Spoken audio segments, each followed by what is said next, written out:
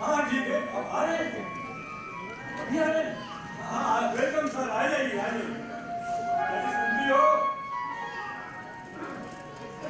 शादी का मुहूर्त निकाल के दिन बता दिया और मैंने बहुत लोगों से बात भी कर ली है, शायद मिले आए। कोई खास नहीं, मुझे लगता है शादी के कार्यक्रम के बारे में कुछ जाने सकते होंगे।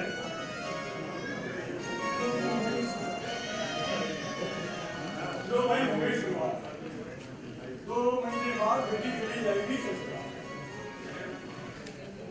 देखो ना, कल तक छोटी बच्ची के रूप में हमारे घर में चहल-कदमी करती थी और आज इतनी बड़ी हो गई कि कल वो अपने ससुराल चली जाएगी।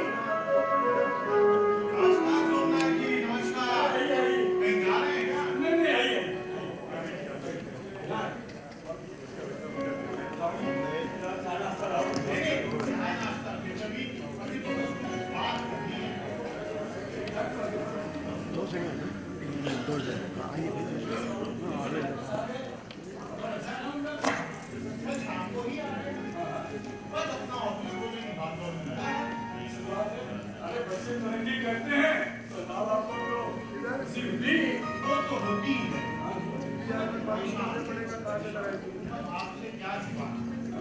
एक ऑफिस ऐसा है, 1 करोड़ 25 लाख मामला उसका मालिक और 20-25 लाख फर्नीचर के। देखिए है, कहना तो नहीं चाहिए, देखिए सच है कि बेटा हमारा है, सब कुछ हमें ही करना चाहिए। पर अब आपका भी तो दामाद होने जा रहा है, तो दामाद भी तो बेटे बराबर होता है। जो कहने साफ-साफ कहते हैं। अब इसमें कहने की क्या बात है? आप खुद समझदार हैं और समझदार को इशारा काफी होगा। इशारा तो मैं समझ रहा हूँ, और आप चाहते क्या है ये नहीं समझ नहीं आ रहा। ज्यादा कुछ नहीं, बस सारे खर्चे का आधा आपकी तरफ से हो जाएगा। मुझे कौन करूँ? हमारे बीच में जरा चिमनिया था, उसने ऐसा कोई संकेत लेन-देन के बारे में नहीं दिया था। और आपके जो मित्र मोहन लाल हमारे भी मित्र हैं, वो हमारी हैसियत अच्छी तरह से जानते हैं। उन्होंने भी कोई ऐसा बताया नहीं मुझे। सोमनाथ जी, इसका मतलब आपकी तरफ से सहयोग के लिए मैं ना समझूं? सहयोग मांगने आए हैं तो 25-30 लाख तक तो मैं दे सकता हूँ, उससे अधिक की अपेक्षा न करें मुझसे। 25-30 लाख?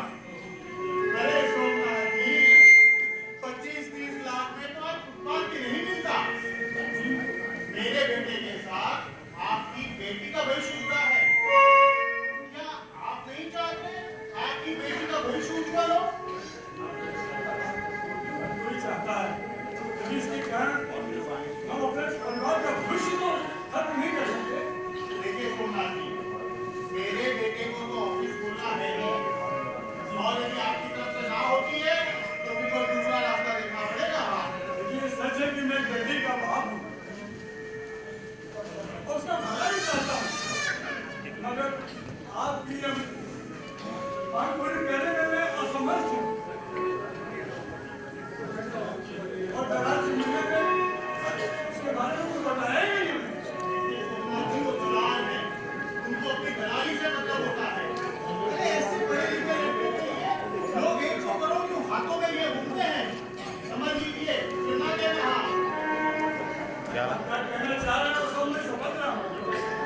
एक बार फिर आपसे हाथ जोड़कर मैं विनती करता हूँ कि जो मेरे पास है उसके लिए ना नहीं है और अधिक के लिए हाँ नहीं है। ठीक है, आगे दीजिए, मैं चलता हूँ। और हाँ, इस रिश्ते को भूल जाने में ही दोनों की भलाई है। सुनिए, और बात सुनिए।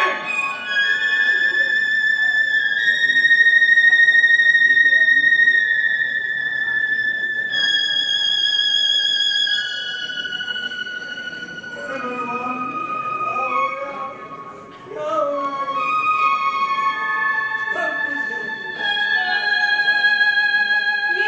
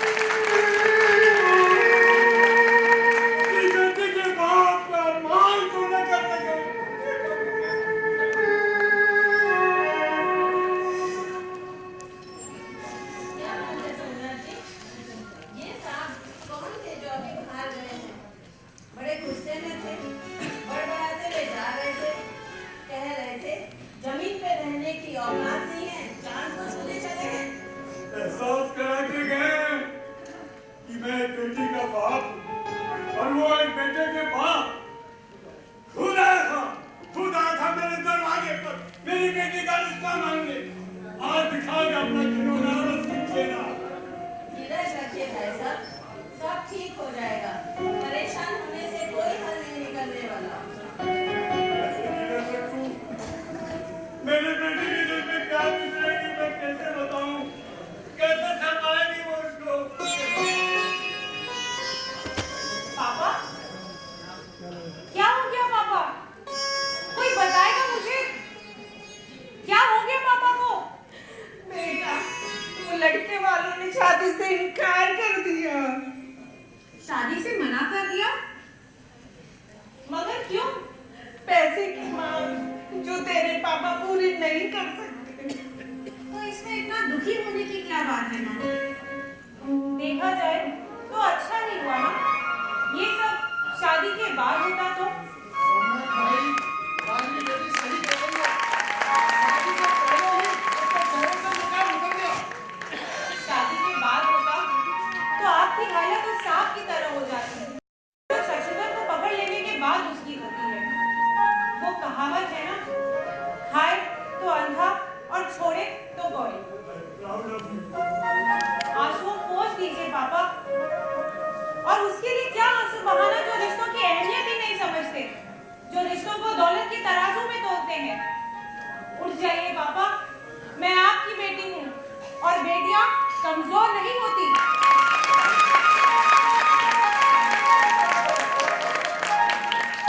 देखा भाई साहब, इसे कहते हैं बेटी, जिस पे जितना गर्व किया जाए वो कम है।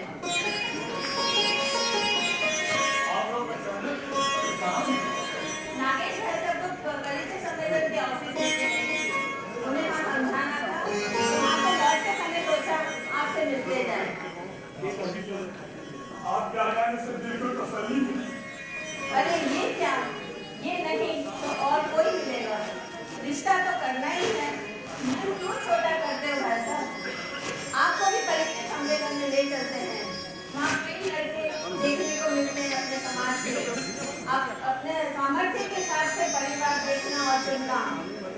भूल जाइए भाई साहब जो कुछ हुआ उसे।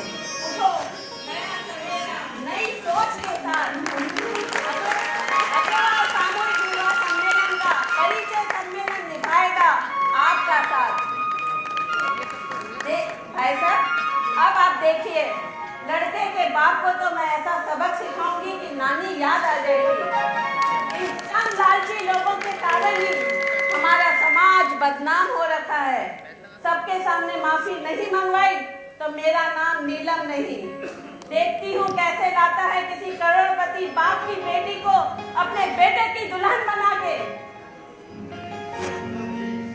आपने मुझे मेरे साथ में जाने कितने लोगों को रास्ता दिखाया और आज आप जैसे नाची के वो सातों पैसे मेरे दोस्त ने इसका बताया। आज उसकी जानकारी लड़के तक ही सीमित होगी। उसका भाग मेरे साथ उसको मालूम नहीं होगा। चलिए छोड़िए ये सारी बातें। आप भी हमारे साथ चलिए। मुंबई के अखिला के सामूहिक विवाह सम्मेलन में ये कितना पारदर्शी है ये सम्मेलन। दो परिवारों को मिलाने का नायाब सम्मेलन है ये मुंबई अखिला विवाह सम्मेलन। अच्छा भाई साहब, अब अगली मुलाकात परिचय सम्मेलन में सपरिवार से होगी। जय श्री कृष्ण।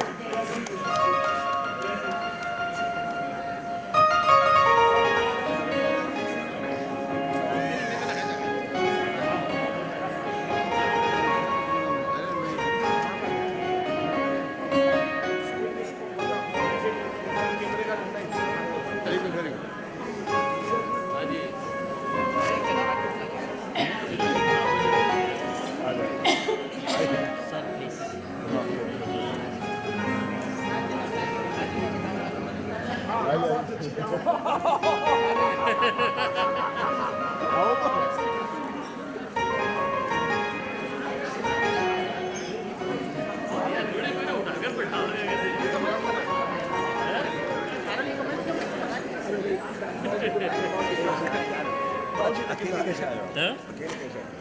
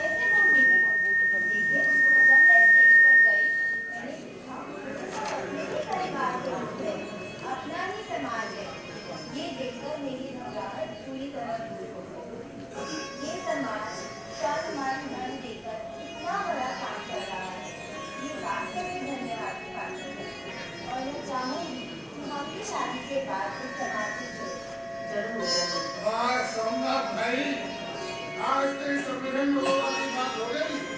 सारे नगर में ढिढोरा और बदलिया छोड़ा। मैं अपनी बेटी के लिए इसके सिरे कहाँ नहीं उठता।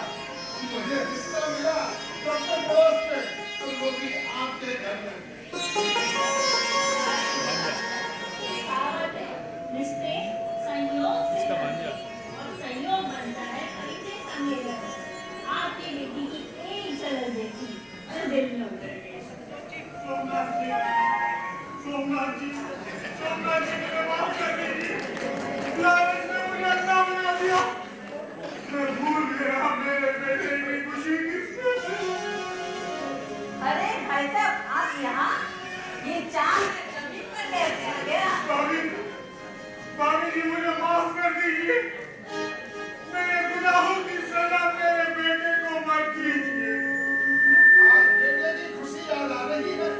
उससे मैं नहीं सोचा था बेटे की खुशी। एक बेटी के दिल पर और उसके माँ बाप के दिल पर क्या गुजरी होगी। आज खुद के घर में आने लगी तो बेटे की खुशी याद आ रही है। आप जो चाहे कर लें। सजा देनी है तो मुझे दीजिए। लेकिन मेरे बेटे को अपना कर, मेरे गुनाहों का पश्चाताप करने का एक मौका दे दीजिए। अंकल, आपको अपनी गलती का एहसास हो गया, इतना ही बहुत है। मुझे आपके बेटे ने सब कुछ बता दिया था, मगर चुप रहने को कहा था, सिर्फ आपको अपनी गलती का एहसास कराने के लिए। और हाँ, और एक बात, ऑफिस की रजिस्ट्री हो चुकी है। बेटी, रिश्ता तोड़ने की बात कहने के पश्चात जाना, रिश्ता तोड़ना आसान होता है, लेकिन उसके बाद नया रिश्ता जोड़ना बहुत कठिन होता है। जहां पर भी रिश्ते की बात चली, मेरे गुनाहों की तस्वीर पहले सामने आकर खड़ी हो जाती। आज मैं आप लोगों से हाथ जोड़कर विनती करता हूं कि जो भूल मैंने की वो भूल आप लोग ना करें। लालच ने मुझे अंधा बना दिया। इससे पहले मेरा आप लोगों से इतना ही कहना है कि आज के बाद कोई बेटी का बाप किसी दहेज नौकरी के हाथों बेइज्जत ना हो। बेटी का जन्म अभिशाप नहीं वरदान बने। इससे पहले कि कोई बेटी का बाप मुझ जैसे लालची इंसान के हाथों पे इज्जत हो, मैं भगवान से प्रार्थना करूंगा कि मुझ जैसे हर इंसान के दिल में रहम पैदा करे, हमदर्दी पैदा करे। और यदि ऐसा नहीं हुआ तो भगवान के ऊपर से इंसान का विश्वास उठ जाएगा और इस लालच रूपी जहर से भगवान राम, कृष्ण और गौतम के इस पवित्र भारत में आग लग जाएगी।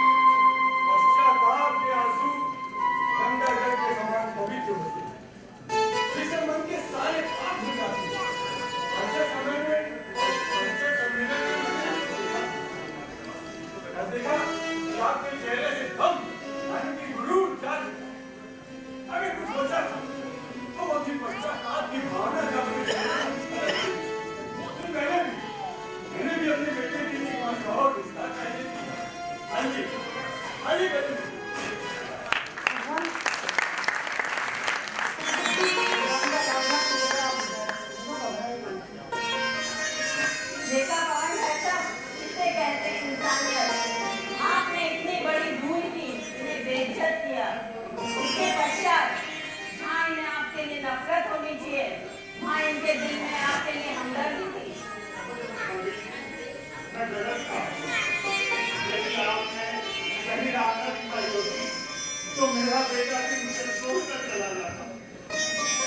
आभारी हूँ आपका। आज हर गली, हर गांव, हर शहर और शहर के हर मोहल्ले में एक नीलम भाभी हो। फिर कोई गलत काम नहीं करेगा। और जाएगा तो उसे सही राह दिखाएगी हमारी नीलम भाभी। बंगाई अंदाज कानूनी विरोध सम्मेलन की कीमत कार्यकर्ता। बस भाई साहब बस, इस जमीन की मिट्टी हूँ, इस मिट्टी को जमीन पर ही रहने दीजिए। मुझे आप सबसे एक ही बात कहनी है। कुछ लोग अपनी बेटी की शादी में करोड़ों खर्च करते हैं, पर सच ये है, मान दिया, सम्मान दिया, नाना प्रकार का दान दिया, सब कुछ है उसके आगे, सब कुछ है उसके आगे जो दान ये कन्या दान दिया।